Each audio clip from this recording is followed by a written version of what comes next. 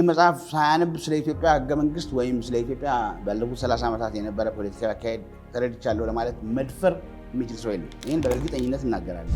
ሁሉም ሰው እውነትን ለመከላከል እውነት እሱ ጋር ብቻ እንዳለ ነው የሚያስበው። ሁሉም ሰው እውነትን ለመከላከል እሱ ብቸኛ ጠበቃ አድርጎ ነው የሚያስበው ይላሉ። ጭራሽ አፄ ዮሐንስን ኢትዮጵያ እናት ናት ሚስት ናት መቃብርና ያሉትን ሰውዬ ጨምሮ ነፍጠኞች ናቸው የሚል አንድ የሆነ የሚያስፈራ ስዕል ሰጥተው ሁሉም አንድ ላይ ተሰባስበው ጎረምሶቹም አሁን ትልቅ ሆነዋል። አንዳንዶች በሀገር ጉዳይ ግን ልክ ላይ ነገር አልችልም። የአንተ ልክና የኔ ልክ በሀገር ውስጥ የተወሳሰበ ነው።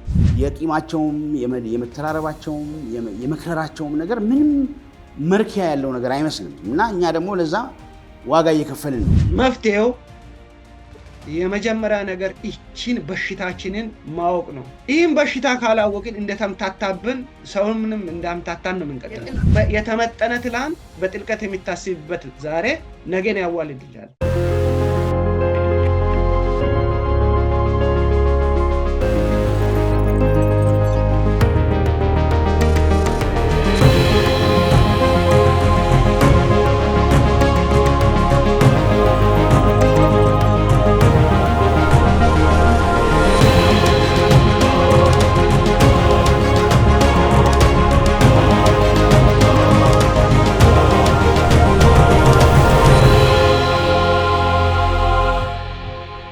የዛሬው የልዩ እንግዳ ፕሮግራማችን አቶ ፍሬሕይወት ሳሙኤል ናቸው ከቨርጂኒያ አሜሪካን ሀገር።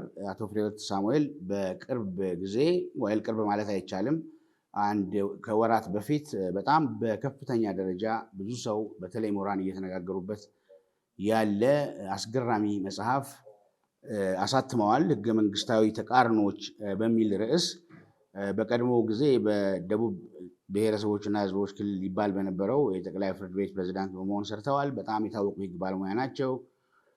በተለይ ደግሞ በኢትዮጵያ የምርጫ ታሪክ በጉልህ በሚነሳው የ1997ቱ ጉዳይ ጊዜ የነበረውን ግጭት በተመለከተ ህዝባዊ አመፁን አስመልክቶ በመንግስት የጸጥታ ኃይሎች የተተኩሶባቸው ህይወታቸው ያለፈ ሰዎችን ጉዳይ ለማጣራት በፓርላመንቱ ተቋቁሞ በነበረው የአጣሪ ኮሚሽን የበላይ ኃላፊ ሆነው 7 ወራት የፈጀ ምርመራ ካደረጉ በኋላ ያንን ያገኙትን ፍጹም ንጹህ የሆነ ግኝት ማለት ነን ፓርቲዛን የሆነ ግኝት ከማቅረባቸው በፊት በጊዜው ከነበረው መንግስት በደረሰባቸው ቀጥተኛም ተዘዋዋሪም ጫና ምክንያት የግድ ከኢትዮጵያ መውጣት ነበረባቸው። ተገደው ነው እንጂ በጣም የኢትዮጵያዊነት አርበኛ ነኝ የሚል ቀጥተኛ አገላለጽ ለራሳቸው የሚሰጡ እውነትም እንደዛ የሆኑ ሰው ናቸው እና በዚህ መጽሐፍ ላይ በከፍተኛ ደረጃ ብዙ ሰዎች ሲነጋገሩበት የነበረ የኢትዮጵያ ህገ መንግስት አሁን ያለው ህገ መንግስት ሀገሪቷን ፈጽሞ ለመበታተን ተመቻችቶ የተቀመጠ ህጋዊ ሰነድ ነው። ህጋዊ የሚለው በቅንፍ ውስጥ ተቀምጦ ማለት ነው እና ይህንን ይዘን መቀጠል አደጋ ስለሚሆን ማሻሻል ያለብን በምን ምክንያት ነው፣ ህገ መንግስቱ ምን ምክንያቶች ይዟል ይህንን ሀገር ለማፍረስ የሚያስችል በምን አይነት መንገድ ቢሰራ ይህንን አሻሽለን ሀገሪቷን ማዳን እንችላለን የሚለው ነገር ነው በአጠቃላይ ጠቅለል ብሎ የሚታየው። አቶ ፍሬሕይወት ሳሙኤል በጣም ነው የምናመሰግነው በአርትስ ቴሌቪዥን ስም ይህንን ቃለ መጠይቅ ለማድረግ ፈቃደኛ በመሆኑ በዚህ ጊዜ እንኳን ደህና መጡ ለማለት እወዳለሁ። እኔም ስለተሰጠኝ እድል እጅግ አመሰግናለሁ። ስለጋበዛችኝ አመሰግናለሁ። እሺ፣ በቀጥታ ወደ ጉዳያችን ልግባ፣ ምክንያቱም በርካታ ነገር ስላለን ማለት ነው። ይሄ መጽሐፍ የመውጣቱ ዋነኛ ምክንያት ስርዓታዊ ግራ መጋባት ያለብን የሚመስል ነገር እንዳለ በመግለጽ ያስቀመጡትን ነገር ማየት እችላለሁ። ህገ መንግስቱ የተወለደበትን ዘመን ጥቅል ድባብና ለመገንባት የተሞከረው ስርዓት ብሎም በመጨረሻ አሁን በተጨባጭ የደረስንበት ግራ መጋባት የተመጋገቡ ሂደቶች መሆናቸውን መገንዘብ የግድ ነው። ኢህአዴግ በልቡ ኮሚኒስት፣ ባነጋገሩ ካፒታሊስት፣ በአሰራሩ አምባገነን፣ በህግ አጻጻፉ ዲሞክራት መስሎ የመደብና የብሔር ትግልን ቀላቅሎ እየታገለ በለየላቸው ካፒታሊስት ምዕራቦችና በክልስ ኮሚኒስት ምስራቆች መካከል ቁጢጥ ብሎ ለመጓዝ እየሞከረ ውል አልባ ስርዓትና ውል አልባ ትውልድ እንዲፈጠር አድርጓል የሚል ስትሮንግ የሆነ ስቴትመንት መጽሐፉ ላይ ይታያል። እውነትም ለዚህ መጽሐፍ መውጣት እና እርሶም ለሰጡት ከፍተኛ ተነባቢነት ያለውና ህጋዊ አስኪያጅ ምክር መሰረቱ አሁን የገባንበት ግራ መጋባት ነው ወይ ይላሉ። ያ ግራ መጋባትስ ምንድን ነው? በእርስዎ አስተያየት፣ በአንተ አስተያየት። ይቅርታ ሳሙኤል፣ አቶ ፍሬሕይወት አንተ እና አንቱ ላለው ግን አንተ እየተባለ ቢቀጥል ውይይታችንን የሰመረ ያደርገዋል። አንዱ ግራ መጋባት ኢህአዴጎች፣ ህወሓቶች ከጫካ ጀምሮ ኮሚኒስት ነን እያሉ የመጡ ናቸው። ከኮሚኒዝምም የራሻው ነው የሚሻለው?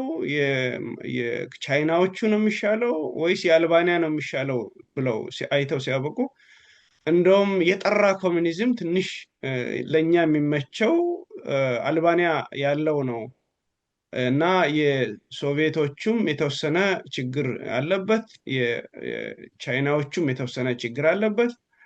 ቢሆን እንደው የጠራ ልንል የምንችለው የአልባንያ ነው የሚል ኮሚኒዝም እምነት ላይ የነበሩ ወጣቶች ናቸው። እና ያ ደግሞ ህይወታቸውን የሚገብሩ ጠንካራ ንጹህ ኮሚኒስት ነን የሚሉ ወጣቶች የነበሩበት ነው የህወሓት ትግል። ያ ብቻ አይደለም። ህወሓትን ጫካ ሄደው ሲመሰርቱ የነበሩ የተማሪዎች እንቅስቃሴ ውስጥ የነበሩ ሰዎች የኮሚኒዝምን ሀሳብ ነው ይዘው ሲያቀነቅኑ የነበሩት። ኦኬ፣ እንዲህ ከሆነ በኋላ ምን ሆነ ነው የሚመጣው? አዲስ አበባ ሲገቡ አለመታደል ሆኖ ያን ሁሉ ዘመን የታገሉለት ኮሚኒዝም ፀሐዩ እየጠለቀች ያለ ነው አዲስ አበባ የደረሱት። እኔ እዛ መጽሐፌ ላይ ጠቅሼ ያለው ህወሓት እና አባሮቹ ተባባሪዎቹ፣ ህወሓት ብቻ አይደለም፣ ዋናው ህወሓት ስለሆነ ኮር የሆነው ህወሓት ስለሆነ ለአነጋገር እንዲመች ህወሓትን ማንሳቱ ተገቢ ነው። ምክንያቱም ነገሩን የተማሪዎች እንቅስቃሴ አየር ላይ ነበረ ማለት ሀሳብ የነበረ ነው። ጉልበት አግኝቶ መሬት እንዲወልድ ያደረገው ህወሓት ነው በጠመንጃ። እነዛ ሞር እንደምታውቁት ነው። ኤኒዌይ አዲስ አበባ ሲገቡ በነገራችን ላይ የአማራ ኮሚኒስቶች ብለው እዛ መጽሐፌም ላይ ጠቅሼ ያለው የለየላቸው ኮሚኒስቶች ብሎ የሆነ የኮሚኒዝም ሴል፣ የኦሮሞ ኮሚኒስቶች ብሎ ደግሞ የኦሮሞ ማሌሊት ማርክስ ሌኒስት ኦሮሞዎች ብለውም የሞከሩት ነገር ነበረ። ኋላ አዲስ አበባ ሲገቡ ኮሚኒዝም በዓለም ዙሪያ ፀሐይ የገባበት ነበረ። ግን ደግሞ ለታጋዮቹ ይህን ሁላ ዋጋ ተከፍሎ አዲስ አበባ ሲደርሱ ምን ሆነ ብሎ ለመንገርም አስቸጋሪ አጣብቅኝ የተፈጠረ ይመስላል። በዛ መሃል አንድ ጥብቅ ምስጢር የሚል ደብዳቤ አሰራጭተውላቸው ነበር ለራሳቸው ሰርክል። ሰዎች ተረጋጉት፣ ለታጋዮች ነው ያሰራጩት። ይህ ጥብቅ ምስጢር ነው፣ ተረጋጉ፣ የኮሚኒዝም እምነት አልተውንም፣ በአብዮታዊ ዲሞክራሲ በሚል እናስቀጥለዋለን። እዚህ ቻርተሩ ላይ የጻፍነው ነገር ያው ለምዕራባውያኑ ምኑ አሁን ዓለምም እየተቀየረ ስላለ ጫናውን ለመቋቋም ቻርተሩ ላይ የሰው ነፃ ነው፣ እንደፈለገ ፓርቲ መቋቋም ይችላል፣ መልቲ ፓርቲ ይሆናል እንላለን፣ ግን በውስጣችን በአብዮታዊ ዲሞክራሲ የምናምነውን እናስቀጥላለን የሚል ነው ጥብቅ ምስጢር ብለው ያሰራጩት። ኦኬ፣ አሁን ችግሩ የሚመጣው ከዛ በኋላ የአብዮታዊ ዲሞክራሲ እና ህገ መንግስቱ ላይ መልቲ ፓርቲ አይሄድም። አብዮታዊ ዲሞክራሲ የኮሚኒዝም አስተሳሰብ ነው።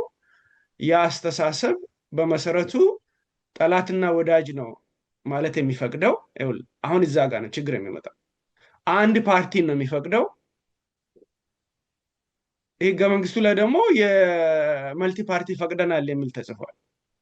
ይህን ነገር አሁን ችግሩ የበግ ቆዳ ለብሰ በጎሽ መሃል ሆነ ግን ተኩላ ሆነ ቆይተ የሆነ ሰዓት ላይ እውነተኛ ባህሪ የሚገለጥበት መጣ። አሁን 97 እኮ እነሱ ማምኑትን ነገር መልቲ ፓርቲ ዲሞክራሲ እንፍቀል ስሉ ለካ ይህ ነገር የሚያምኑትን እምነታቸውን በአንድ የሚያጠፋ ነገር ነው። ሲያዩ የሚሆን አይደለም። አንዴ ይህማ ዋና ኮር እምነታችንን ያጠፋል ብለው ነው ያጠፏቸው። መልሶ አይ ወደ ድሮ ባህሪያችን እንመለስ ብሎ ተመልሶ ዋይፕ አውት ነው ያደረጉት፣ ምንም ተቃዋሚ እንዳይኖር እና ኤኒዌይ ዋናው ለኮሚኒስት ለምሳሌ ቻይናዎች ልብ ብላችሁ አይታችሁ ከሆነ ተመልካቾችም ወንድሜም የቻይና ኮሚኒስት ፓርቲ የኢህአዴግ ስብሰባዎች ላይ በክብር እንግድነት እየተገኘ ቡራኬ ያደርጋል። አሁን ለምሳሌ አንዱ ጂማ ላይ በክብር እንግድነት የተገኘው የቻይና ኮሚኒስት ፓርቲ ነበር። የኢህአዴግ አንድ ጉባኤ ላይ ስንተኛ ዓመት በሚያከብሩበት እንደሆነ አላስታውስም፣ ግን ተገኝተው ንግግር አድርጓል። የቻይና ኮሚኒስት ፓርቲ የስትራቴጂክ አጋርነት ሰነድም ነበር። ይህ ከእምነታቸው ነው የሚመነጭ ነበረው። በመሰረቱ ይህን እምነት ይዘው ለምዕራቦቹ ደግሞ የሚመስል ደግሞ ህገ መንግስት ውስጥ ብዙ የሰገሰጉት መብቶች ነበሩ። አሁን በልባቸው ኮሚኒዝምን የሚያምን አንድ ፓርቲ፣ አንድ አውራ ፓርቲ፣ ኮሚኒዝም ውስጥ አንድ አውራ ፓርቲ የሚባል ነው የሚታወቀው። ባይዘ ቫንጋርድ ይሉታል በእንግሊዝኛ። ደርግ በህገ መንግስቱ ላይ ያለምንም መሸማቀቅ በቃ አገሪቱ የምትመራው በአንድ ቫንጋርድ ፓርቲ ነው። በአማርኛው በእንግሊዝኛ ቫንጋርድ ይላል ህገ መንግስታቸውን የደንብና የደርግ የመጨረሻ ህገ መንግስት። በአማርኛው ግን ግንባር ቀደም ፓርቲ ነው የሚለው። ይህ በቃ ኢሰፓ የአገሪቱ ግንባር ቀደም ፓርቲ ነው፣ ቫንጋርድ ፓርቲ ነው። በሱ አገሪቱን ወደ ኮሚኒዝም እናሸጋግራለን፣ የሶሻሊዝም ትግሉ የሚካሄደው በዚህ ቫንጋርድ ፓርቲ ነው የሚለው። እነዚህ ደግሞ አውራ ፓርቲ ይላሉ። በነገራችን አውራ ፓርቲ ኢህአዴግ የአውራ ፓርቲ ሆኖ ይላል። እቺን አውራ የምትለውን ከየት ነው የሚያመጡት የሚለውን ሰው ብዙ ልብ ያለ አይመስለኝ። ከዛ እምነታችን መነጨ። ለምሳሌ አሁን አርብቶ አደሮችን አካባቢን ምን ሲሉ ነበር? ምንድነው አጋር ነው የሚሉት። በኮሚኒዝም ዶክመንት ላይ ሄደን ስናይ በጣም በተጻፈ ዶክመንቶች አሉ ማብራሪያ ለእንትን ለሶሻሊዝም ግንባታ ለትግል ይሄ አርብቶ አደር የተበታትኖ የሚኖር አይሆንም ብሎ ነው የሚያምኑት። ስትሮንግሊ ነው የሚያምኑት። ይህን ነገር በስብሰባቸው ላይ ኢህአዴጎች ሲያነሱ ነበረ። ይሄ አርብቶ አደር ተበታትኖ ስለሚኖር ለእኛ ትግል የረባ የዲሞክራሲ ትግል ለእኛ ለአብዮታዊ ዲሞክራሲ እንትን አይልም ፊት አያደርግም ነው የሚሉት። ይቺ አብዮታዊ ፊት አያደርግምን ከየት ነው ትንተና የምትመጣው ስትል ከዛ እምነት ነው የሚመጣው።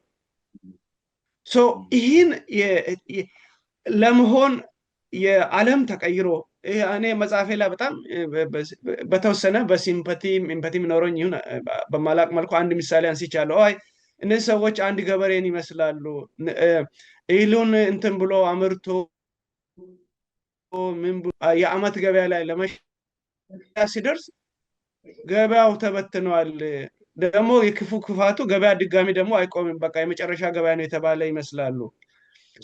this is a kind of fate የህወሓት ኢህአዴግ ፌት ይሄ ነው የሆነው። በዚህ አይነት ሁኔታ የተምታታ ነገር ይዘን መጣንና ግድግዳ ገጭቶ ቆመ። ዲሞክራቲም አልነበርንም፣ ኢህአዴግ ዲሞክራቲም አልነበረም፣ በዲሞክራሲም ውስጡ አያምንም። በዲሞክራሲ ቢያምን በ97 እኮ ያደረጉትን እኔ የመርማሪ ኮሚሽን ሰብሳቢ ነበርኩ። እኔ ብቻ አልነበርኩም፣ 11 አባላት ሆነን የመረመርነው። ያልመረመርነው ጉድ የለም። እዛ ሀገር ውስጥ እምነታቸው ምን እንደሆነ ምን ሲያደርጉ እንደነበረ በደንብ ለማወቅ እድል ሰጥቶኝ፣ አንደኛ ዳኛውኝም ሲሰራ ስለነበረ የብዙ ሰዎችን ብዙ ነገር ለማወቅ እድል ሰጥቶኛል። ሁለተኛ ደግሞ በ97 የሰጠኝን ኃይል እድል ምናልባት ብዙ ሰው የማያገኘውን እድል ነው ያገኘሁት። በዛ አጋጣሚ ብዙ የውስጥ ሰነዶቻቸውን ለማየት ለማንበብ በጥንቃቄ ለማየት እድል አግኝቻለሁ። ለዛ ነው የተምታታ ነገር ይዘን መጣን። የተምታታ ነገር ግድግዳ ገጭቶ ዴድ ኢንድ ላይ ቆመ። ከዚህ በኋላ አሁን ደግሞ ቆመን ምን እንሆን እንዲያለ ነው። ህገ መንግስቱን በዛ በተምታታ ነገር ውስጥ የተወለደ ነው ህገ መንግስቱ። አሁን ዝም ብለን አሁን ሌሎች እኔ ፖለቲከኛ አይደለም። ይህን የኢትዮጵያ ህዝብ በቅንነት እንድረዳ ፈልጋለሁ። እኔ የፖለቲካ አምቢሽን የለኝም፣ ፖለቲከኛም አይደለም። የሀገር ግን እንዲቀጥል የእውነት የመናገር ትክክለኛ የሆነ ነገር የመናገር ግዴታ አለብኝ። ትክክል አይደለም የሚል አካል ካለ ደግሞ ትክክል አለመሆኑን መጥቶ መወያየት ነው፣ ማስረዳት ነው። በዚህ ፍትጊያ መሃል ይሄ ሀገር እውነቱን እያወቀ ይሄዳል። ይሄ እውነት ነው። ከቃለ ጉባኤዎች ያየሁት ነው። መጽሐፌም ላይ በደንብ ቃለ ጉባኤዎች ላይ ጠቅሻለሁ። ይሄ ነው የተምታታ ነገር ውስጥ የተወለደ ህገ መንግስት ነው። መሬት የግል ነው ሲባል ድንገት አይደለም፣ የመንግስት ነው ሲባል። በኮሚኒዝም የትልልቅ የሆነ የምርት መገልገያዎች መንግስት ነው የሚሆኑት። ደሆነ ቃለ ጉባኤው ላይ ሄደን ሲናይ እኔ ስላየሁኝ መጽሐፉ ላይ ጠቅሻለሁ። መሬት የመንግስት ይሁን ስንል ከእምነታችን ተነስተን ነው የሚሉት የዛኔ የነበሩ የህወሓት ኢህአዴግ ሰዎች። ከሱ ይልቅ ለጎጃም ገበሬ መሬት ምኑ ነው? መሬትን እንዴ የጎጃም ገበሬ ያየዋል? የወለጋ ኦሮሞ መሬትን እንዴት ያየዋል? ወላይታ ያለ ገበሬ መሬትን እንዴት ያየዋል? አርብቶ አደሮች መሬትን እንዴት ያያሉ? ከሚል ከመሬት አጠቃቀማችን ታሪክ ትንታኔ አይነሳም። ከርዕዮተ ዓለም ነው የምነሳው የመሬቱን የመንግስት ያደረጉበት። እኔ ከራሳችን ታሪክ አሚጠን የወለድነው አስተሳሰብ ቢሆን እኔም ድፍረት አይኖረኝም በእውነት። ስለዚህ ሁለተኛ እንደው የመጨረሻውን በዚህ ላይ ብዙ ላለመቆየት ሌላ ላንሳ። በኮሙኒዝም ውስጥ ህገ መንግስት ኮሙኒስቶችን የወዛደሩን ፓርቲ ወዛደራዊ አምባገነንነት የሚሉት ነገር አላቸው። ወዛደር ነው በቃ የሶሻሊዝም ውስጥ የወዛደራዊ ፓርቲ የበላይ ሆኖ የሁሉ ነገር የበላይ ሆኖ ህገ መንግስቱ የወዛደሩ የበላይ ገዢ የሚሆን ሳይሆን ህገ መንግስቱ ወዛደሩ የበላይ ፓርቲ አቋቁሞ የበላይ ሆኖ ወደ ኮሙኒዝም ለመሻገር የሚታገሉበት የትግል ሰነድ ነው ህገ መንግስት እንጂ እነሱን የሚገዛ ነገር አይደለም። ህገ መንግስት እነሱን ሳይገዛ እንደሄዱ የሚታወቀው በጣም ይቅርታ ጋር እነሱ አሁን ስለወደቁ እነሱን ለመናገር አይደል፣ ህወሓትን ተመልከት። እንደዛ ለመሆን አይደለም ወይ ለነገሩ በህይወት በነበሩበት ጉልበት በነበራቸውም ጊዜ ተናግሬያቸው ትክክል አይደለውም ስላልክ እኔ የሞራል የበላይነት አለኝ። አሁን እነሱን ለመናገር ስለወደቁ ይናገራል ማለት አይችልም። እኔ ማለት ተናግሬ ጠቅላይ ሚኒስትሩ ጭምር ይህ ትክክል አይደላቸውም ብዬ ስለመጣው። ስለዚህ አሁን ተመልከት፣ በህገ መንግስት መገዛት ባህራቸው እምነታቸው አድርገው ስላልቆዩ ምርጫ በሀገሪቱ ብቻ ይደረጋል የሚለውን በሀገሪቱ በፌዴራል ብቻ ነው እራሳቸው በዋናነት ቁጭ ብለው ያጸደቁት ህገ መንግስት ፌዴራል ላይ ይላል። አይዋጥላቸውም።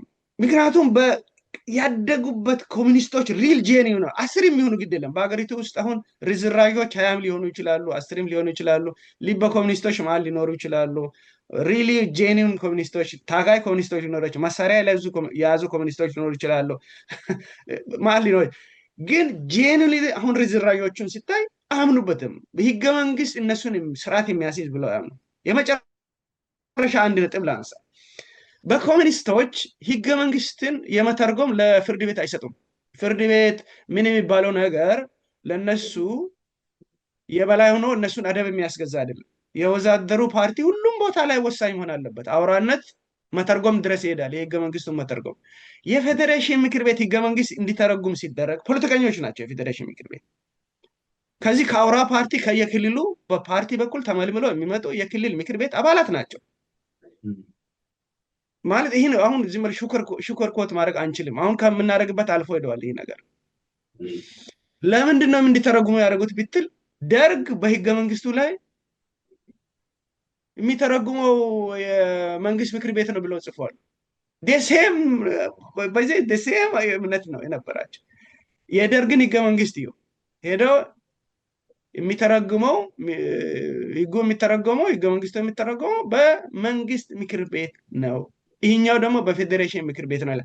እነዚህ የተምታቱ ነገሮች ይዘን መጣንና ፊታችን ላይ በቃ ተጋጭተን ቆምን።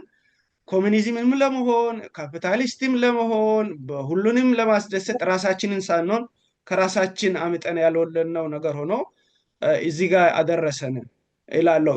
ከዚህ በላይ እየተነተንኩ መሄድ ይችላለሁ። ፓርላሜንታሪ ስርዓት ለምንድን ነው የሆነው? ሌላው ዝርዝር ውስጥ ሊገባ ይችላለሁ። ግን አጠቃላይ የተምታታ ነገር ያልኩበት በዚህ እንደው ጥቅል ሳረገው ሲዘረዝረውም ይሄ ነው። በጣም ጥሩ ነው። እውነት ለመናገር ወደ በኋላም ሌሎች ነገሮች እያነሳን ስንመጣ አሁን ያነሳቸውን ነገሮች በተጨማሪ የመጡልን ሌሎች ሀሳቦችን መጨመር ይቻላል። በግራ መጋባት ላይ ደረሰን የሚለው አገላለጽ ግን በትክክለኛ መንገድ ያለውን ሁኔታ የሚያሳይ ይመስለኛል። ምክንያቱም በተለይ ኮሚኒስትም ከሆነ ኮሚኒዝም የሚለውን ነገር መውሰድም ከሆነ በዛ ዘመን የተሻለ የስኬት ደረጃ የነበራቸውን ሌሎች ሀገሮች ማየት ሲቻል the poorest country in Europe ተመርጣ ማለት ነው። and 45 ዓመት የተቀመጠ መሪ ያለባት አልቤኒያ ኢንቨር ሆጃ እነሱ ሲመጡ 45 ዓመት ስልጣን ላይ ነበር።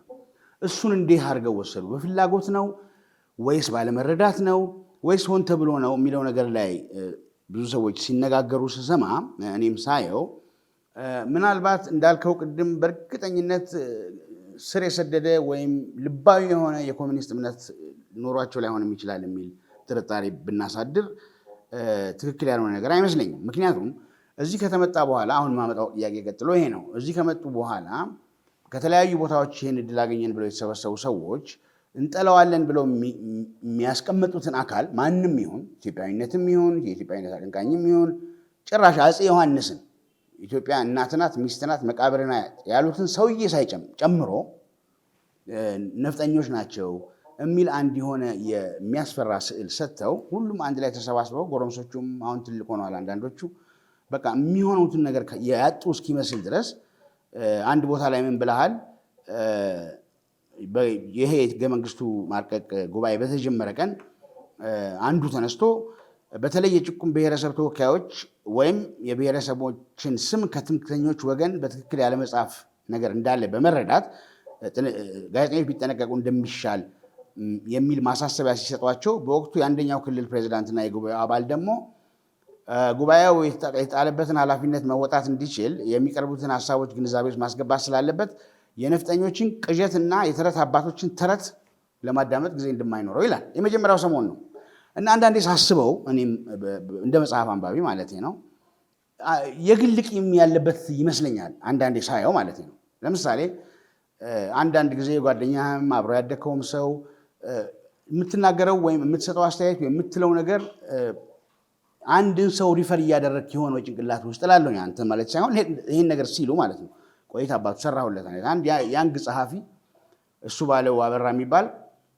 የሆነ መጽሐፍ ጽፎ ልጅ ነው እንደው በመንግስቱ ጊዜ አልተወለደም ግን የሆነ ቦታ ላይ ምን ይላል መንግስቱ ኃይለማርያምን በልጅነቱ አንተ ጢንዚዛ ባሪያ ብለው የሰደቡት ሰዎች ልጆች በአሁኑ አምባገነንነቱ ላይ ኤፌክት የላቸው ይሆን ወይ ብሎ ይጠይቃል። አልተወለደም የዛን ጊዜ። የሚገርም አይነት ነገር ሰምቼበታለሁ እና እኔ የነፍጠኞችን ተረትና ተረት ልቀበል አልችልም። ወይም አቶ ሌንጮ ለታ የማከብረው ሰው ነው ግን በዛን ጊዜ ኢትዮጵያ የሚለውን ኢፒአርዴፍ ከተባለ እንግሊዝኛ ነው ኢህአዴግ ካለ አማርኛ መናገሩ ነው። ስለዚህ በኦሮምኛ የተናገረ መሀል ላይ ኢህአዴግ አይልም ኢፒአርዴፍ ነው የሚለው ያንን ቃል ላለመጠቀም ማለት ነው። አሁን የአማርኛ መጽሐፍ ጽፈው ወጥተዋል። ይሄ ነገር ምናልባት የግል ቂምና የግል ጥላቻ ይኖረው ይሆን ወይ ውስጥ የሚል አስተያየት አለ። ሲምፓቲ ስላልከው ነገር በኋላ እመጣለሁ። እኔም ትንሽ የሆነ አዘኔታ ወይም መራራት ያለ ይመስለኛል አንዳንዴ ሳየው የምጠቅሳቸው ነገሮች አሉ። በኋላ የዋህ ነው ምስኪን ነው ምናምን የምትላቸው ነገሮች አሉ። እሱ በኋላ እንመጣለን። ግን ይሄ ነገራቸው ከግል ቂም የመጣ ኢንስቲቱሽናል ሳይሆን ወይም በደንብ ተደራጅቶ የታሰበበት ሳይሆን ወይም እኩል ለኩል የግል ቂምና ጥላቻ ያለበት ይሆን ወይ የሚል ይቀርባል አስተያየት። ምን ትላለህ እዚህ ላይ? ትክክል ነው። በነገራችን ላይ የብዙ ነገሮች ቅልቅል ነው። ያ እንትን ወጥ አይደለም። አሁን የምትለውም ኤሌመንት አለ። ያልካቸው ነገሮች በሙሉ ትክክል ናቸው። ምክንያቱም አንድ ፓኬጅ ውስጥ ብዙ የተቀላቀለ ነገር ነው። አንድ አዳራሽ ውስጥ የነበረው ቂመኝነት ነበር፣ በቀል ነበር፣ ኮንፊውዥን ነበረ። ቅድም እንደምንለው አጠቃላይ የሌለ ነገር አልነበረም። ያ ነው ግራ መጋባት የሚለው ላይ እንደውም አሁን ያልከው እንደውም መጨመር ነው ያለበት። እዛ አሁን ግራ መጋባት የሚለው ላይ አሁን ያልከውን ጨምረን ግራ መጋባቱ እኔ እንደውም ምናልባትም ወዘተ ተብሎ የዝርዝር ውስጥ መግባት ያለበት ትክክል ነው። ማግለል እዛ ጋር የለየላቸው ኮሚኒስቶች ሆነው እንደ ቻይና ኮሚኒስት ፓርቲ ተብሎ በቃ ከዚህ ውጭ ፍንክች የምትሉትን እናጠፋለን ብሎ እንደ ቻይናዎቹ የቻይና ህገ መንግስት እዛ በግልጽ ነው የቻይና ኮሚኒስት ፓርቲ የበላይ ነው፣ እንደዚህ እናደርጋለን። እነሱ አገሪቱን ሊበራላይዝ የሚያደርጉትንም ቢሆን በኮሚኒዝም ስር ሆነን በስቴፕ ባይ ስቴፕ ይህን እናደርጋለን። ከመንገዳችን ሳንወጣ በዚህ መልክ አኮሞዴት እናደርጋለን። ሲንድም አስመስለን ምዕራባውያንን ሁሉንም ለማስደሰት ሳይሆን በኮሚኒስት ቻይና ኮሚኒስት ፓርቲ የሚለውንም ስም ሳንቀይር እያሉ ይቀጥላል። የኛዎቹ አሁን ሁሉን ነገር ለመሆን ቅድም የምትለው ለምሳሌ የለየላቸው ኮሚኒስቲስ ናቸው ወይ እነዚህ ብትል ኮሚኒዝም ራሱ በስርዓት ገብቶናል ወይ የሚለው ላይ እኔ ከአንተ ጋር የሚስማማው ፖይንት አለ። እዛ ላይ መጽሐፍም ላንስቻለሁ። ዱናው አንድ ምሳሌ ልስጥ። የጫካ ውስጥ አንድ ወቅት ላይ ስብሰባ ነበራቸው እና አንድ ከጀርመን የኮሚኒስት ፓርቲ ተብሎ ከአውሮፓ አይ ቲንክ ከጀርመን ይመስለኛል ከአውሮፓ አንድ የኮሚኒስት ፓርቲ ዋና እንትን ተብሎ እንግዳ ተጋበዘ። ኋላ ጫካ ውስጥ ይሄ በአቶ ገብሩ መጽሐፍ ላይ ተጽፏል። አሁን ሀገረ ትግራይ ብሎ ማነው ሙልጌታ አረጋዊ በጻፈው መጽሐፍም ላይ ተጠቅሷል። እንደው ምንጩን ለማንበብ ለሚፈልግ ሰው መጥቀሴ ነው። ኋላ ሰውየው መጣና ስብሰባ ጋር እስኪደርስ የትግራይ ተራሮችን በሙሉ ሲያቋርጥ ሲመጣ የመሰለው አገሪቱ ፋብሪካ በፋብሪካ ሆና እዛም ጋር ወዛደር አለ። ምክንያቱም ሶሻሊዝም መጀመሪያ ሶሻሊዝም ከካፒታሊዝም ቀጥሎ ነው የሚመጣው። ዝም ብለህ ገበሬ የድንጋይ ዘመን ኑሮ የሚኖር ገበሬ ይዘህ ኮሚኒዝም ጋር መሄድ አትችልም። መጀመሪያ ካፒታሊዝም ከዛ ነው ሶሻሊዝም። ምክንያቱም ካፒታሊዝም ወዛደሩን ይፈለፍልልሃል ከስር ያ ወዛደሩ ቴክኦቨር ያደርግና ወዛደራዊ ዓለም አቀፋዊነት የወዛደሩ ፓርቲ ይመሰርትና የወዛደሩ ፓርቲ ደግሞ ወዛደራዊ ዓለም አቀፋዊነት በሚል በዛ ትግል ውስጥ ወደ ኮሚኒዝም ይሄዳል ነው ነገሩ ባጭሩ። ሰውየው ሲሄድ አንድ ፋብሪካ የለም። ስብሰባ ጋር ከደረሰ በኋላ ሰዎች ምን ሆናቸዋል እንዴ? እኔ እስኪ ሲመጣ ድረስ እኮ ይህ መጽሐፍ ቅዱስ ውስጥ የሚታወቅ ያለ አገር እኮ ነው መሰል ድሮ መጽሐፍ ቅዱስ ውስጥ ሁላ በታሪክ የድንጋይ ዘመን አይደል እንዴ? ይህን በዚህ ሀገር ነው ወይ ይህን ኮሚኒዝም ወዛደር ምናምን እያላቸው የት ያለ ፋብሪካ አለ? እኔ እኮ የጠበኩት የሆነ ፋብሪካዎች ወዛደሮች ምን እሱን እየጠበቀ ነው የነበር። እዛም ጋር የተምታታ ነገር ታያለ። ሪል ኮሚኒስቶች ናቸው ወይ ገብቷቸዋል ወይ የሚለውም ራሱ ወዛደር አጠቃላይ ኢትዮጵያ ውስጥ የነበረ ወዛደር በሙሉ እንደው ጥሩ ሀብታም ብኖር አንድ ቀን ምሳ የሚጋብዝ አይል ሰው ነው የነበረው። የሌለ እኮ ነው። አብዛኛው ገበሬ ነው። በድንጋይ ዘመን በማረሻ ነው ይሄ ሰማይና ምድር ተፈጠረ ከሚል ጀምሮ በሚያርስ አይነት ማረሻ ነው እያረሰ የነበረው ሰው። በዛ አይነት ሁኔታ ላይ አምጥተው ይህን ሲያመጡ አንዱ መምታታት ይሄ ነው። እንደዚህ ከሆነ ታዲያ አዲስ አበባ ከገቡ በኋላ ምንድን ነው ብትል የተወሰነ በቀል ስሜትም ነበረ። እውነት ለመናገር የምትለው ትክክል ነው። የለየለት እኮ መምታታትም አንድ ነገር መምታታት ውስጥ የተቀላቀሉ ብዙ ኤሌመንቶች አሉ። አግላይነት ለምሳሌ ማግለል እሱ ላይ እንመጣለን። ስለዚህ አሁን አንተ ያልከው ላይ እኔ ቢጨመር ነው እንጂ ልዩነት የለንም። ያው መጨረሻ ላይ የመጣንበት ዋነኛው ምክንያት አንድ ነጥብ ግን ልጨምር። አንድ ኖቲስ ያደረኩት ነገር ኢቨን እንደማይሆን ይህ ነገር እንደማይሆን ካወቁ በኋላ ለምን ሙጭጭ ያሉ ብትል ኢትዮጵያን ይህን በብሔር ብሔረሰብ ይህን አሁን ለምሳሌ ብሔር ብሔረሰብ መገንጠል የሚባለው ነገር ራሱ ከዛ ከኮሚኒዝም ሀሳብ ጋር የተያዘ ነው። ግን ለምን ሙጭጭ ያሉ ይህ ነገር ጊዜ ያለፈበት መሆኑን ቢታይ እያሉ ስትል ዴሊብሬትሊ ኢትዮጵያን እስከ መጨረሻ ለመግዛት ቀላሉ አስተሳሰብ የሚያውቁትና ቀላሉ አስተሳሰብ ይህም ስለነበረ ነው። እንግዲያውስ ኮሚኒዝም እንደማይሆኑ እያወቁ ለምን ፊሊፕ አያደርጉም ብትል ፊሊፕ ቢያደርጉ ይበላሉ። ምክንያቱም ሊበራል ዲሞክራሲ ነው። ዲሞክራሲ ደግሞ ተስማምተ መንግስትን እንዲገለበጥ ገልብጡኝ ግን ሲገለብጡ በጠመንጃ ሳይሆን በሰላም በምርጫ ገልብጡኝ ብለ ማስማማት ነው። እንኳን ሊገለብጥ የሚያስብ በምርጫ ሊገለብጥ የሚያስብ ራሱ ኮሚኒዝም አስተሳሰባቸው አይፈቅድም። ቀላሉ ዘዴ ኢትዮጵያን ከፋፍሎ እስከ ወዲያኛው ለመግዛት በጣም አዋጪ መንገዱ ደግሞ ይሄ ነው።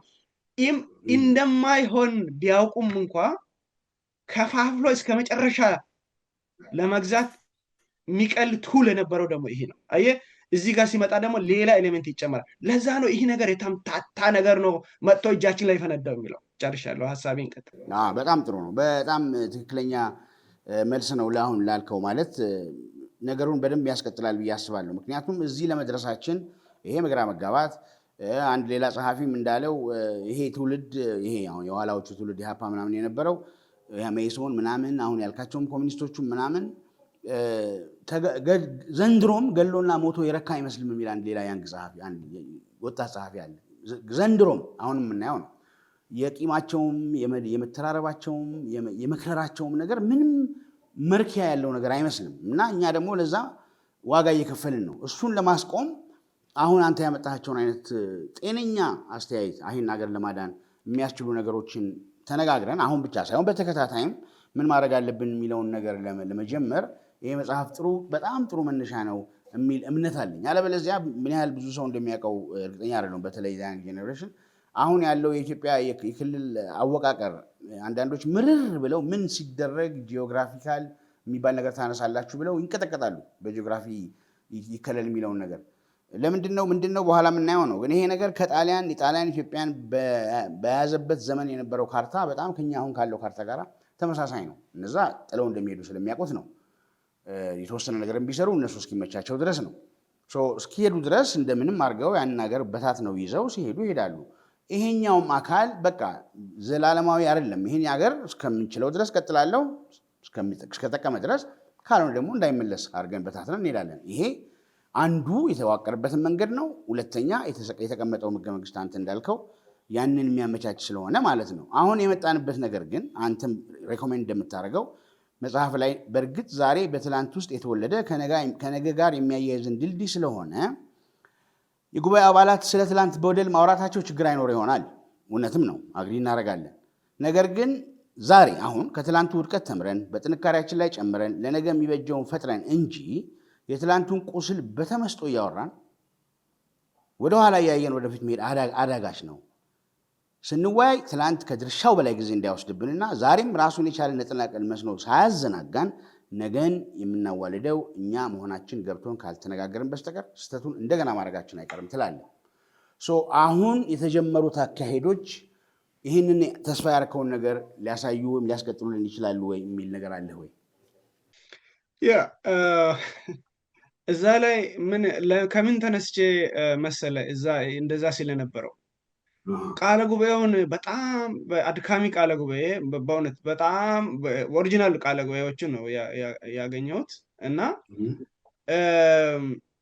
ሳነብ አብዛኛው ሰው ጉልበቱን የጨረሰው ትላንትን በመርገም ነው። ሁሉ ሰው አፉን ሲከፍት በቃ እንደዚህ ነፍጠኛ እንዲያርጎ ይላል። ኢትዮጵያንና ባንዲራንና ትላንትን በመርገም ጊዜውን ጨረሰ ሰው። ቃለ ጉባኤው በሙሉ የተወሰኑ በጣም የሚያደርጉትን የሚያውቁ የተወሰኑ ሰዎች ነበሩ፣ አስበው የመጡ ከጫካም ጀምሮ በትግል ወቅትም በደንብ አስበው የመጡ እና የሚያደርጉትን የሚያውቁ። እነዚህ ደግሞ ተሰብስበው የመጡበትን አግባብ ሌላ ጊዜ እናወራለን። ይሄ አግላይ ምናምን ግን አሁን ለጠየቅከው እንዲሆን ነው። አብዛኛው ሰው ጊዜውን ያጠፋው ምሬት በማውራት ይህ ያ ጉባኤ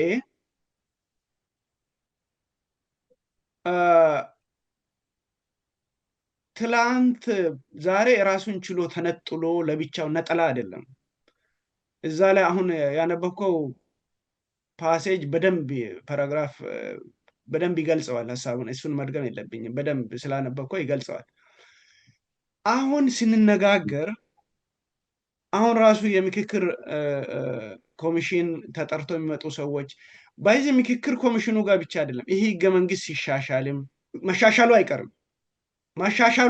ይህን በእርግጠኝነት እናገር፣ መሻሻሉ አይቀርም። ካልተሻሻለ በጣም በትልቅ የሀገር በኃላፊነት ስሜት መናገር ፈልጋለሁ። ካልተሻሻለ መጽሐፉ ላይ እንደጠቀስኩት የማይሻሻሉ ህገ መንግስቶች የገጠመው ዕጣ ይገጥመዋል። ይህ ግትር ሆኖ የሄደ ነገር መሰበር ግዴታ ነው። ይህ ታሪክ አስተምሮናል። ታሪክ ደጋግሞ አስተምሮናል። አንዴ አይደለም፣ ሁለቴ አይደለም፣ ሶስቴ አይደለም፣ ታሪክ ደጋግሞ አስተምሮናል። መሻሻሉ አይቀርም። የሚሻሻለው ደግሞ ለራሱ ሲል ነው። ህገ መንግስቱ ለራሱ ሲል ነው መሻሻል ያለበት። ራሱን ለማስቀጠል ነው መሻሻል ያለበት።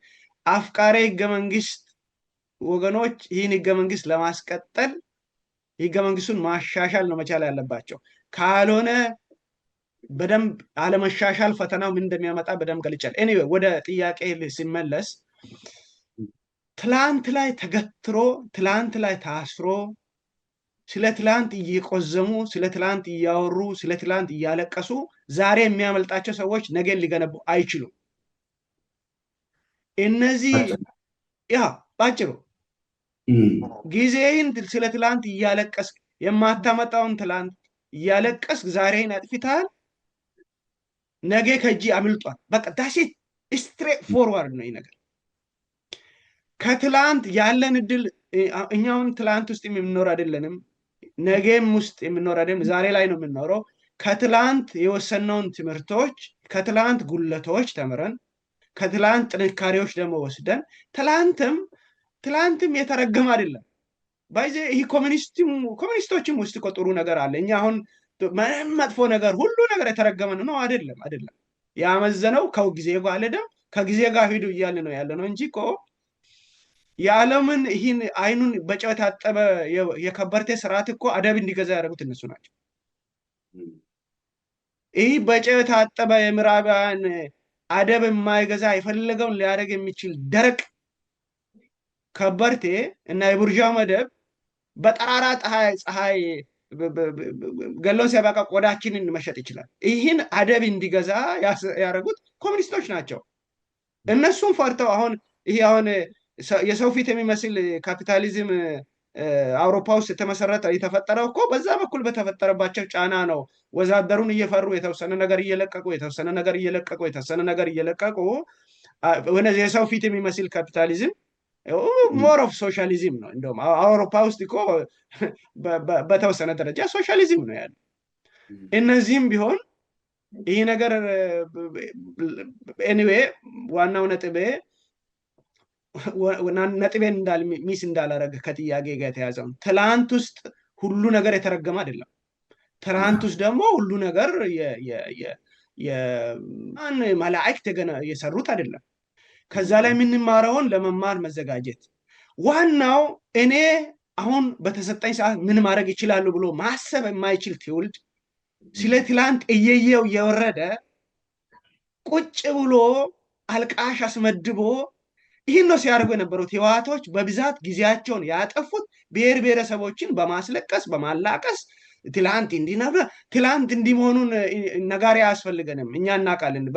ራስን በላ ከአባቶቻችን እናውቃለን። ይህን ሲያደርጉ አሁን የጨለመባቸው። ስለዚህ ይህ ቃለ ጉባኤ የሚያሳየው እኔ ስለ ትላንት ማውራትን አሁን ለመራገም አይደለም። ትላንት ውስጥ የምንወስደው ነገር እንውሰድ። ከትላንት ውድቀታችን ዛሬ እንማር። ውይይታችን መሆን ያለበት ዛሬ ለምናደርገው ነገር ለወደቀብን ታሪካዊ ኃላፊነት ከትላንት የምንወስደው ምንድን ነው? ስለዚህ ዛሬ ከትላንት ከወሰነው መልካም ነገር ከትላንት ከወሰነው ከውድቀታችን ከተማርነው ትምህርት አሁን በምንወጣው ታሪካዊ ኃላፊነት ነገን እናዋልዳለን። ካልሆነ እንደተምታታብን ነገ በደፈጣ ይደርስብናል። ነገ ያልነው ዛሬ ይደርስብናል። የተምታታ ትውልድ እንደገና ይቀጥላል። ይህን ማስቆም የምንችለው ይህን ከነገ እስረኝነት ስንወጣ ነው። የትላንት ታሳሪዎች እስር ቤት ላይ ስለሆኑ ዛሬ ላይ ነገ ያመልጣቸዋል። ምክንያት እስረኞች ናቸው እነዚህ። ይህ ነው የሆነው ቃለ ጉባኤ ላይ በድፍረት ይሄ አይደለም የሚል ሰው ቃለ ጉባኤውን ያንብብ። አሁን ጊዜ ወስዶ በእርግጥ እንደኔ 1 ዓመት ሙሉ ቃለ ጉባኤ ለማንበብ ብዙ ሰው ሌሊት ስለራሴ ለመናገር አይደለም ጊዜ አይደለም። በጣም ብዙ ገጽ ከመሆኑ ደግሞ በጣም ብዙ ነው። ስብሰባዎች የዛኔ ሊቅ ናቸው። ብዙ ነው ሰው አንዴ ከጀመረ ብዙ ነው የሚናገረው እና ያን ጊዜ ወስዶ ማንበብ ነው። ይህን ጊዜ ወስደን ከዛ ላይ ትምህርት ለመውሰድ ነው። እኔ እዛ ላይ እንትን ለማለት አይደለም። ኤኒዌይ ባጭሩ ይህንን ነው የሚለው። ስለዚህ አሁን የተጀመረውም ነገር አሁን ያለውም መንግስት አሁን ያለውም የምክክር ጉባኤም መሆን ያለበት የተመጠነ ትላንት ሪሊ በጣም በጥልቀት የሚታሰብበት ዛሬ ቢሆን ለነገ ጥሩ ነው። ካልሆነ ቴንደንሲውን የሚፈራውን ቴንደንሲ ሊንገርና ሊጨርስ አሁን ሰው ህወሓት አሁን ስለወደቀች ህወሓትን በመራገም 27 ዓመት እዚህ እንዲያርገው በጥብጣውን እንዲያርገው እንደዚህ አርገው ይሄኛው የከሌ የሚባል ደህንነት እንዲህ ሲያደርገን ከርሞ እንዲወጥቶ እንዲገብቶ እያለ የተሰጠውን ጊዜ እንዳያጠፋ ሰው እዚህ አሁን ህወሓቶች በዘመኑ የዛኔ እንደዚህ ነፍጠኛ እንዲወጥቶ እንዲገብቶ እንደዚህ ደርግ እንዲያርጎ እንዲወጥቶ ያሉ የህገ መንግስት ማርቀቂያ ጊዜውን እንዳለ ሰው በዛ ተይዞ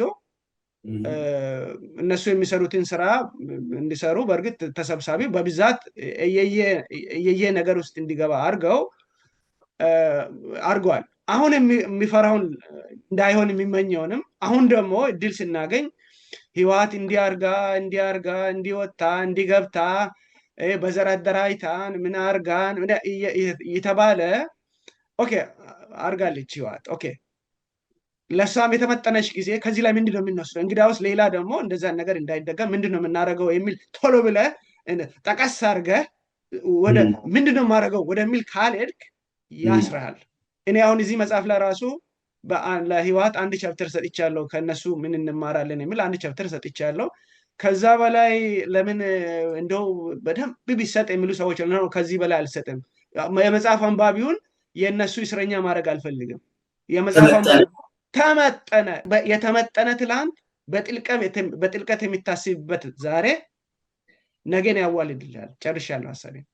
በጣም ነው የማመሰግነው አቶ ፍሬህይወት። በጣም አሁን ተስፋን በጣም እጋራለሁ። እኔም የተመጠነ ትላንት በጥልቀት የታሰበበት ነገ ለማድረግ አሁን የተፈጠሩ ሁኔታዎችን ማመቻቸት ያስፈልጋል። እዛ ላይ የምንችለውን ያ ሁሉ ኮንትሪቢዩት ማድረግ እንሞክር። ያንተ ትልቁ ኮንትሪቢዩሽን ይሄ ሆኖ ሌሎችም ሊያደርጉ የሚችሉትን ታሳቢ በማድረግ ኢንሄረንትሊ ምናልባት አንድ አካል ባይኖርም ኢንስቲቱሽናሊ ታቅዶበትም ይሁን ተዘጋጅተውበትም ይሁን ሁል ጊዜ በትላንት ላይ በማልቀስ ሁል ጊዜ እርስ በርስ በመጠራጠር አንተ ብዙ ቦታ ላይ አንስተዋል። እነዚህን I don't know why these Norwegians በሚገርም አይነት የኛን ማህበረሰብ በሚገርም አይነት ዲፋይን ያደርጉታል። ከየት እንዳገኛቸው ማለት ገርሞኛል እውነት ለመናገር ዋይ ኖርዌይ እያልኩ ብዙ አስብ ነበር። አሁን ያንተን ተስፋ ይዘን ወደዚህ ስንመጣ ያንተን ብቻ ሳይሆን የብዙ ሰዎችን ተስፋ ይዘን ይህንን የተመጠነ ትላንትና በደንብ የታሰበበት ነገር ብለን ጊዜያችንም ጉልበታችንም ፓሽናችንም ትኩረታችንም ነገ ላይ በተለይ ይሁን ትላንት እንርሳ ማለት አይደለም ስትል ያን የዛሬ 30 ምናምን ዓመት አንድ ኖርዌጂያን ያለውን ነገር እዚህ ላይ ያስቀምጣል ተመልካቾች እንዲያዩት። ምክንያቱም መጽሐፍ እንዲነበብ በጣም እመክራለሁ። ይህ መጽሐፍ ሳያነብ ስለ ኢትዮጵያ ህገ መንግስት ወይም ስለ ኢትዮጵያ ባለፉት 30 ዓመታት የነበረ ፖለቲካ አካሄድ ተረድቻለሁ ለማለት መድፈር የሚችል ሰው የለም። ይህን በእርግጠኝነት እናገራለሁ። እና ይህን የዛሬ 30 ዓመት አንተ ተርጉመዋል ጥሩ አድርገህ ይመስለኛል። አሁን ኢትዮጵያ ውስጥ ያለው የፖለቲካ አውድ የዛሬ 30 ዓመት ማለት ነው። የተለያዩ የፖለቲካ ፓርቲዎች በግትርነታቸው እየተጋጩና እየተወዛገቡ የሚውሉበት ነው። ከፖለቲካ ፓርቲዎች መሪዎች ጋር ውይይት የሚያደርግ ማንም ሰው ወዲያው መረዳት የሚችለው ሀቅ ቢኖር ሁላቸውም በመሰረታዊ የዲሞክራሲያዊ ስርዓቶች ላይ እምነት የሌላቸው መሆናቸው ነው። አንዱ ፓርቲ የሀገሪቱን ተጨባጭ ችግሮች በሰላማዊና ዲሞክራሲያዊ መንገድ ለመፍታትም ሆነ ለዲሞክራሲ ግንባታ ከልቡ ይሰራል ወይም ይፈልጋል ብሎ ሌላኛውን ፓርቲ በጭራሽ አያምንም። በዚህ አይነት አለመተማመን ምክንያት አንዱ የሌላውን መሰሪ ስልቱን ድብቅ አጀንዳውን እደርስበታለሁ እያለ ሲኳትን ዲሞክራሲያዊነት ተሸርሽሮ ወደ ለየለት የእርስ በርስ ፍጥጫ ያምራል። በተለይ እንደ ኢትዮጵያ ባለ በቀጥታ ሀሳብን ከሚገልጸው ሰው ይልቅ ዙሪያ ጥምጥም የሚያወራና በቀጥታ ከተባለው ሀሳብ ይልቅ ከአባባሉ ጀርባ ያለውን ድብቅ ትርጉም ማወቅ እንደ እውቀት በሚወሰድባት የሰምና ወርቅ ባህል ሀገር ውስጥ እንዲህ አይነት የግልፀኝነት መጉደል ለብዙ መላምቶች በር ይከፍታል። በዚህ አይነት ሁኔታ ሐሜትና ጥርጣሬ እየተንሰላፋ ሐቀኝነትን ከመጥፎ ሸፍጥ ጥርጣሬን ከሚታይ ተጨባጭ ነገር መለየት የማይቻልበት አደገኛ ውዥንብር ይሆናል። እንዲህ አይነት ምስቅልቅል ሁኔታ ደግሞ የፖለቲካ ፕሮግራምን ከሴረኞች አሉባልታ፣ ውስጠ ወይራውን ከስልታዊ አቋም መለየት የማይቻል ያደርገዋል። በዚህም የተነሳ በቀላሉ ተስፋ መቁረጥ ብሎም የትም ፈቀቅ የማይል የፖለቲካ ክርክር ላይ ጊዜያችን ከምናጠፋ ለመብታችንና ለእምነታችን መከበር ወደማይቀርልን ጦርነት እንግባ የሚያስብል አደገኛ ሁኔታ ይፈጠራል ይላል ይሄ ኖርዌጂያን ሰውዬ። አሁን ይሄ ነገር ተለውጧል ወይ? አሁን እዚህ ላይ የተባሉት ነገሮች ሁሉ የዛሬ 30 ዓመት አሁን ተለውጠዋል ብለህ ታስባለህ ወይስ እንዳሉ ናቸው? እንዳሉ ከሆኑ አሁንም ባለ ይሄንማ አሁንም አለ። እኔ አሁን በሽታችንን እንወቅ ባይ ነኝ። እኔ እኔ አሁን ይህን ተሸፋፍነን የምንሄደው ባህላችን ይሄ ነው፣ የፖለቲካ ባህላችን ነው። በነገራችን ላይ ይሄ አሁን ይህን በጣም መጠንቀቅ አለብን። አሁን ዝም ብለን የአንድ ዝም ብለን ይሄ ፖለቲከኛውን ይሄ ፖለቲከኛ ማለት ከገበሬው ወጥቶ ይህን እያደረገ የሚኖር ግሩፕ አይነት ነገር አድርገን አስባለሁ። ይቅርታል እና ፖለቲከኛ ይሄ የፖለቲካ ባህላችን ነው በነገራችን እንጂ ዝም ብለህ ሄደህ አሁን የአዲግራት ገጠር ውስጥ ገብተህ ወይም ወላይታ ገጠር ውስጥ ገብተህ ኦሮሞ ገጠር ውስጥ ገብተህ ይሄ አማራ ክልል ገጠር ውስጥ ገብተህ ከገበሬዎች ጋር ችግራቸውን እንዴት እንደሚፈቱ ቢታይ በጣም ማቹር ናቸው። የራሳቸውን የሰፈር ችግር የሚፈቱበት ኮንፍሊክት አለ፣ አይነቱ ይለያል እንጂ አለ። እሱን የሚፈቱበት በጣም ረቂቅ ናቸው። እነሱ በጣም እንትን ናቸው። አሁን የምናወራው የፖለቲካ ባህላችን ስፖይልድ ነው። ኖርዌጂያንም ያጠኑት የፖለቲካ ባህላችንን ነው። ኦኬ አሁን ያልከው ነገር አለ ወይ ብለህ ጠይቀኛል። በድፍረት አለ ብዬ መልስልሃለሁ። መጀመሪያ እንዴት ስትል ነው እንግዲህ የሚተነተንልህ እንጂ ይህን ዝም ብለን ሸፋፍነን የለም እያል መጀመሪያ ነገር ራሳችንን ማወቅ፣ የራሳችንን ችግር መረዳት፣ ከተረዳም በኋላ ችግራችንን ጄኒውንሊ ይሄ ነው ችግራችን ብለን ችግራችን ውስጥ ያለንን ድርሻ ተንትነን ይህን ለመፍታት መሄድ ነው። ኢትዮጵያ ውስጥ እንደ ኖርዌጂያን በጣም ጊዜያቸውን አጥፍተው አንድ ኢንስቲትዩት አጥንቶ መጽሐፍ ነገር የሚገርሙ ናቸው። በጣም ጊዜያቸውን አጥፍተዋል። መጥተው ኢትዮጵያ ውስጥ ከርሞ ነው ያጠኑት። እንዴት ነው ፖለቲካቸውን የሚያስቡት ብለው የፖለቲካ ስብሰባዎች ላይ ሄደው ይሳተፋሉ። አይተው ቁጭ ብለው ከዛ ወጥተው እነዚህ ሰዎች ይህ ፓርቲ የሚባሉ በሙሉ ዲሞክራሲ አምኖ ስራቸው አሉ ቁጭ ብለው ያኛው ምንድን ነው እያሰራ ያለው የሚለውን እያሰቡ ጊዜያቸውን የሚያጠፉት።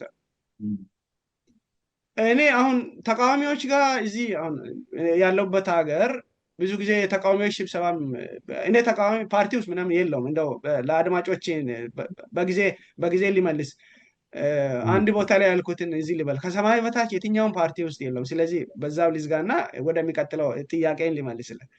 ፖለቲካ ፓርቲዎች ስብሰባ ጋር ኢንተረስቲንግሊ ክሪቲካሊ ነገሮችን ቁጭ ለመስማት ሄዳለሁ። ስብሰባዎች አሉ በተለያየ አለ አይደለም ይጠራና ብዙ ፓርቲዎች አንድ ላይ ይገኛሉ። አብዛኛው ሰው ጊዜውን የሚያጠፋው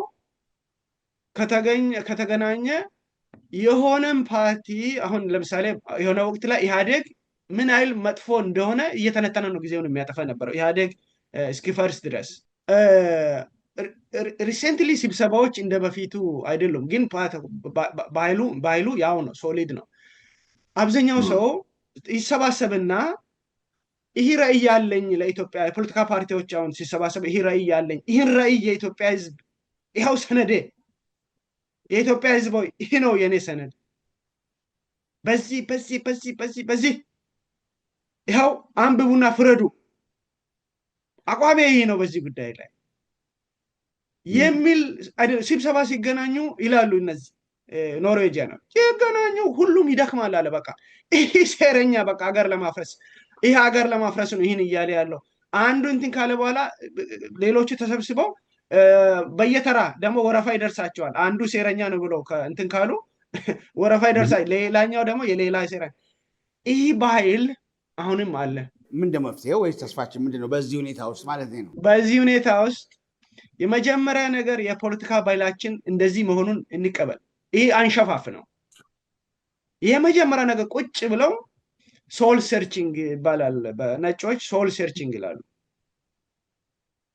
ሶል ሰርች ይደረግ። በቃ ምንድነው የፖለቲካ ባህላችን እስካሁን ያለው የሚለው ቁጭ ብለን እኔ አንዳንድ የፖለቲካ ፓርቲዎች ምናምን ዓመት አሳልፈው አንዳንዶቹ 30 ተጠግተው ይሄ ነው የሚባል የረባ ሰነድ ይሄ ነው የሚባል እጅ ላይ አይሰጡም። ሶሊድ የሆነ ሰነድ በቃ ታሪክ ይሄ ነው በቃ ይሄን ነበር ስናስብ የነበረው፣ ይሄ ነው ፖሊሲያችን፣ በዚህ ጉዳይ ይሄ ነው ፖሊሲያችን፣ በዚህ ጉዳይ ይሄ ነው ፖሊሲያችን፣ በዚህ ጉዳይ ይሄ ነው ፖሊሲያችን፣ በዚህ ጉዳይ ይሄ ነው ፕሮግራማችን፣ በዚህ ጉዳይ የሚል ይሄን ነገር አታገኝም። አንድ ነገር ፍርድ ለመስጠትም ማለት ነው። የግድ ምርጫ ጊዜ ሲደርስ የሚሉትን ተው። እሱ ምርጫ ጊዜ ተሰባስበው ምን እንበል ተብሎ የሚባል ነገር ነው።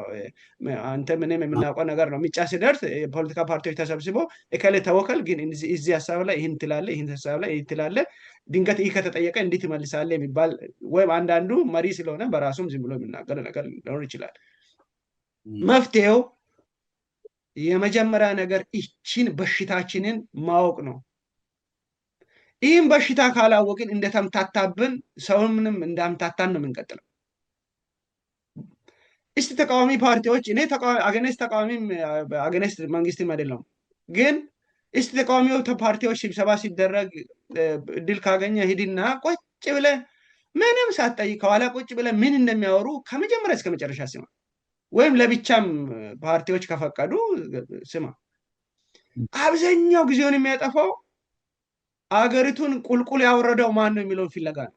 እሱን አደን ነው በቃ ህወሓት እንዲያርጋ ከህወሓት በፊት ከሆነ ደግሞ አንድ ኃጢአት የሚሸከም ሰው እየተፈለገ ኃጢአት የሚሸከም ግሩፕ እየተፈለገ ይሄ ነው። ሁለተኛ ነገር ሶል ሰርችንግ አይደል? ሁለተኛ ነገር የኔ ድርሻ ምንድን ነው የሚለውን ሁሉም ማሰብ አለበት። እያንዳንዱ ፓርቲ በግለሰብም ደረጃ አንተ አሁን ድርሻን እየተወጣ ነው፣ ግዴታ የለብህም። አሁን የሚታረገው ነገር እስከ ውጭ ሀገር ድረስ ይህን ፕሮግራም አሬንጅ አድርገህ ድርሻን እየተወጣ ነው።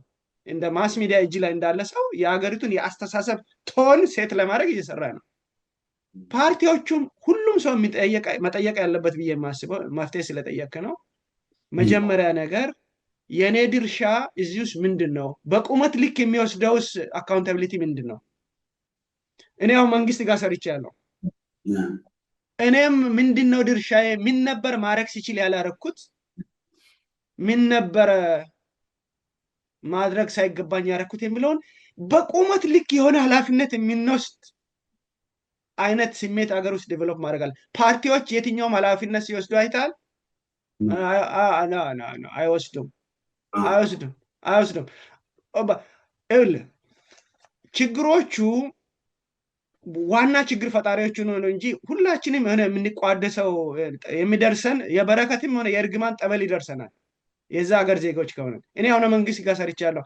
የሆነ ነገር መጠየቅ አለብኝ፣ በቁመት ልኬ መጠየቅ አለብኝ ብዬ አስባለሁ። ምናልባት እንደኔ የሚያስቡ ብዙ ሰዎችንም እኮ አለማፍራት እኮ ራሱ ያስጠይቀኛል። ማለት ጥሩ ሀሳብ ነው የኔ ካልክ ማለት የኔ ብቻ ጥሩ ላይሆን አይችልም። ብዙ ጥሩ ሀሳቢዎች አሉ ኢትዮጵያ ውስጥ። የእንደዛ አይነት ሰዎችን ኢንካሬጅ እንኳን የምናደርግ ኃላፊነት። ሁለተኛ ያነሳሁት ነገር መጀመሪያ ራስን እንትን ማለት፣ ሁለተኛ ደግሞ በተፈጠረው ነገር ውስጥ የራሳቸውን ኃላፊነት የሚወስዱበት አንዳቸውም ኃላፊነት አይወስዱም ይላል እዛ ላይ። ሁሉን ነገር ኃላፊነት የሚወስዱ ሌላ፣ ከዛ ደግሞ አብዛኛው ሰው ስለራሱ ምንድን ነው የማደርገው? እኔ አዳም የሆነ የዘፍጥረት ውስጥ ያለን ይመስለኝ። እኔ አሁን ሃይማኖት ለመስበክ አይደለም። መጽሐፍ ቅዱስ አንድ ኢንተረስቲንግ ኮንሰፕት አለ ሂስቶሪካሊ። እንትን ውስጥ ምንድነው ኦሪት ውስጥ መጀመሪያ ሔዋን አንድ ፍሬ አትብሎ የተባለበላች፣ ከዛ ደግሞ አዳምን ማበላች ካለ በኋላ ኢንተረስቲንግ ነገር ላንሳለን። እግዚአብሔር ሲጠይቅ ድና ሁለቱም ኃላፊነት እንዳልወሰዱ እሷ ናት አለ። እንደውም በተወሰነ ደረጃ እግዚአብሔርንም አንተ የሰጣት ብሎ በውስጥ ታዋቂነት አንተ የሰጣት አንተ ራስህ ያስጠይቃል። እኔ ድኖ እሷ እንደ ኃላፊነት እንዳልወሰደች አልወሰደችም። እንትኑ ነው ያለችው። እኛ ዘፍጥረት ውስጥ እንዳለን ሰዎች ነው የምናስበው። ኢትዮጵያ ውስጥ ኃላፊነት የሚወስድ የለም። በቃ ሁሉም ከሌሎ ኃላፊነት ይወሰዱ ፓርቲዎች። ይሄ ሀገር ጽድቁም ኩነኔውም ውስጥ አለንበት ሁላችንም። ኦኬ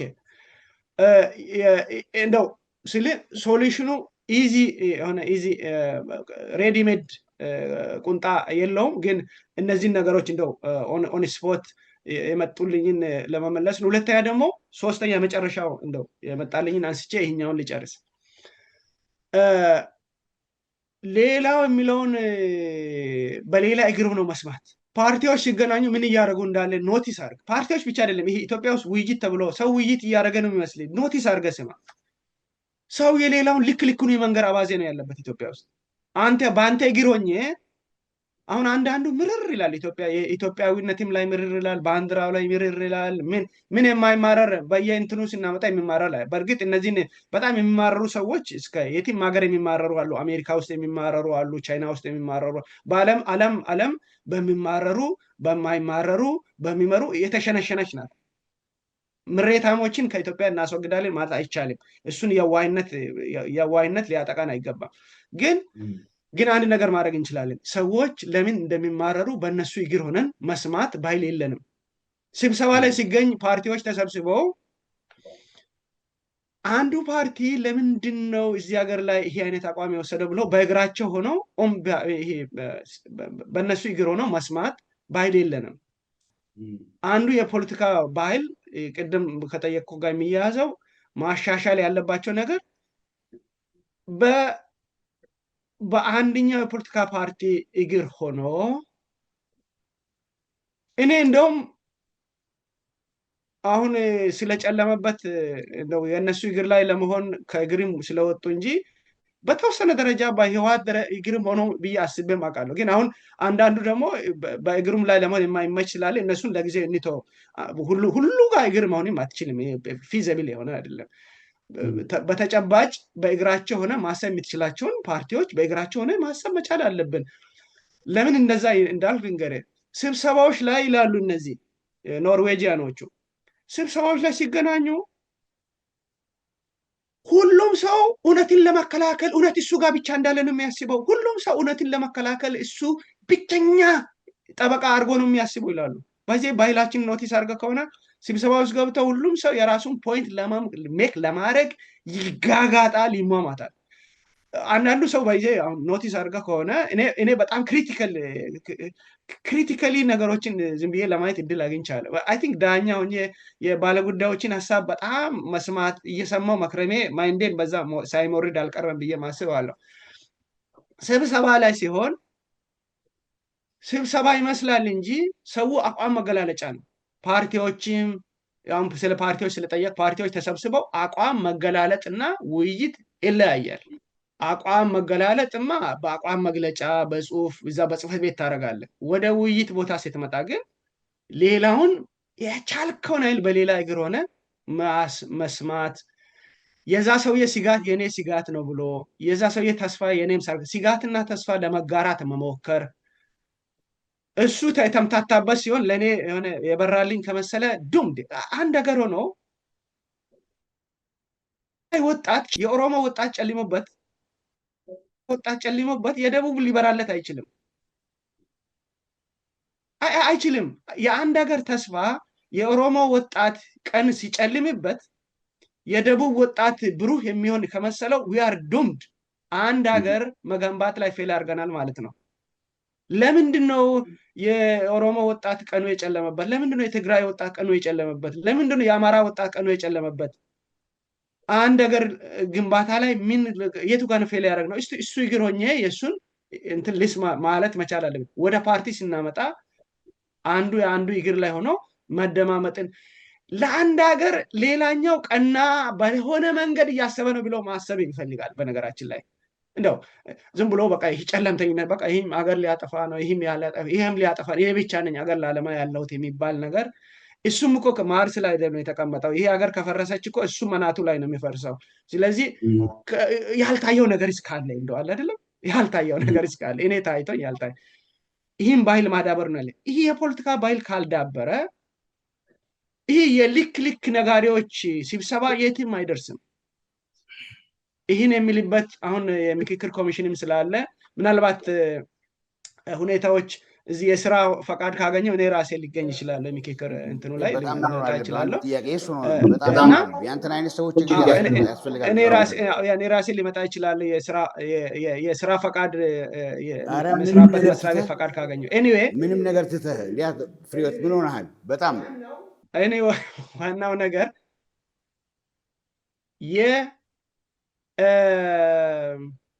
የልክ ነጋሪዎችን መንፈስ ይዘን ሳይሆን የዛ ሰውዬ ልክ የኔም ልክ ነው፣ የአንድ ሀገር ልጆች ነን፣ አንተ ልክ የሚነግርበት ይሄ የግል የሻይ ቡና ሲንጠጣ ሊሆን ይችላል። በሀገር ጉዳይ ግን ልክ ሊነግር አልችልም። የአንተ ልክና የኔ ልክ በሀገር ውስጥ የተወሳሰበ ነው፣ የተቆላለፈ ነው። ይህን ነው ሊለ የሚችለው። እንደው አላስፈላጊ በጣም ትንታኔ ውስጥ ገባው። ጨርሻለሁ።